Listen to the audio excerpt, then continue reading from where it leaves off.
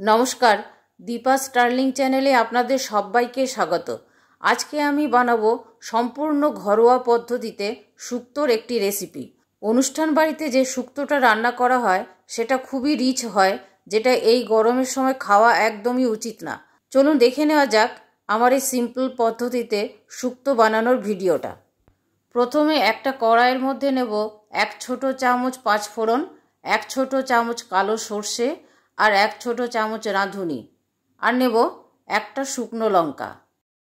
Dry roast করে নেব। মশলাগুলো যখন ভাজা হয়ে যাবে, মশলার কালার চেঞ্জ হয়ে যাবে, সুন্দর গন্ধ উঠবে আর একটা আওয়াজ হবে। মশলাগুলো ভাজা হয়ে গেছে, মিক্সার জারের মধ্যে ঢেলে নেব। ঠান্ডা হয়ে গেলে গুঁড়ো করে নেব। গরম অবস্থায় গুঁড়ো করব না। কড়ার মধ্যে 2 টেবিল চামচ রিফাইন্ড অয়েল দিয়েছিলাম। তেলটা গরম হয়ে যাওয়ার পর 1 মুঠো বিউলির ডালের বড়ি দিয়ে দিলাম। বড়িগুলো লাল লাল করে ভেজে নেব। লাল লাল করে ভাজা হয়ে গেছে বড়িগুলো, এবারে তুলে নেব। কড়াইয়ের মধ্যে আরও 1 চামচ তেল দিয়ে করলাগুলো ভেজে নেব। আমি এখানে 2টো মিডিয়াম সাইজের করলা সরু সরু আর লম্বা লম্বা করে টুকরো করে রেখেছি। করলাগুলো লাল লাল করে ভেজে নেব। করলাগুলো ভাজা হয়ে গেছে, তুলে নেব।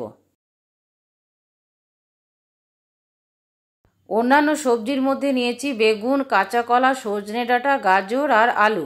সব সবজি আমি লম্বা লম্বা করে কেটে রেখেছি। এর সাথে আপনারা শিমের সিজনে শিম, বিনস, রাঙা আলু দিতে পারেন। শুক্তোতে এগুলো দেওয়া হয়। এবারে তেলের মধ্যে দেব একটা তেজপাতা 2 টুকরো করে, 1 চা চামচ 5 ফোড়ন। 5 ফোড়ন আর তেজপাতাটা 15-20 সেকেন্ডের মতো ভেজে নেব। দিয়ে দেব আলু, কাঁচা কলা, গাজর, সজনে ডাঁটা। সব সবজিগুলো একসাথে ভেজে নেব। শুক্তো অনেক রকমভাবে রান্না করা যায়। অনুষ্ঠান বাড়ির মতো রিচ রান্না না করলেও, অল্প তেল মশলায় লাইট রান্না করলেও খেতে খুবই ভালো লাগে। যারা স্বাস্থ্য সচেতন তারা কেউই রিচ রান্না খেতে পছন্দ করেন না। বানিয়ে নিতে পারেন শুক্তোর এই হালকা রেসিপিটা। সবজিগুলো মিনিট 2 ভাজার পর দিয়ে দিলাম বেগুনের টুকরোগুলো। দিয়ে দেবো কালারের জন্য একটুখানি হলুদ। হলুদ শুক্তোতে বেশিরভাগ ক্ষেত্রেই দেওয়া হয় না। ভিডিও করবার সময় ক্যামেরাতে শুক্তোর কালার ঠিকমতো অ্যাডজাস্ট হয় না, অনেক সময় কালো কালো আসে, সেই জন্য একটুখানি হলুদ আমি দিলাম। দেব স্বাদ মতো নুন আর 1 চা চামচ আদা কাঁচা লঙ্কার পেস্ট। এখানে আমি একটা কাঁচা লঙ্কা দিয়েছি। শুক্তো যেহেতু ঝাল হয় না, সেই জন্য কাঁচা লঙ্কাটা আমি অল্প করে দিয়েছি। সব কিছু একসাথে কিছুক্ষণ ভেজে নেব। আদার কাঁচা গন্ধটা চলে যাওয়া পর্যন্ত ভাজতে হবে। আদার কাঁচা গন্ধটা চলে গেছে। এখন এর মধ্যে দিয়ে দেব ভেজে রাখা করলা। করলাগুলো দেওয়ার পর আরও একটু নাড়াচাড়া করে নেব। দিয়ে দেব পরিমাণ মতো জল। আমি এর আগেও শুক্তোর রেসিপি আপলোড করেছি, আপনারা সার্চ করে দেখে নিতে পারেন। জলটা ফুটে উঠেছে। এখন আমি গ্যাসের ফ্লেম সিম করে ঢাকা দিয়ে দেব সবজিগুলো সেদ্ধ হওয়ার জন্য। 6-7 মিনিট পরে ঢাকাটা খুলব। চেক করে নেব সব সবজি ঠিকঠাক সেদ্ধ হয়েছে কিনা। আলু, করলা দারুণ সেদ্ধ হয়েছে। অন্যান্য সবজিগুলো সেদ্ধ হয়েছে, কারণ এগুলো সেদ্ধ হতে বেশি সময় লাগে না। দিয়ে দিলাম ভেজে রাখা বড়ি আর দেব 1 কাপ দুধ।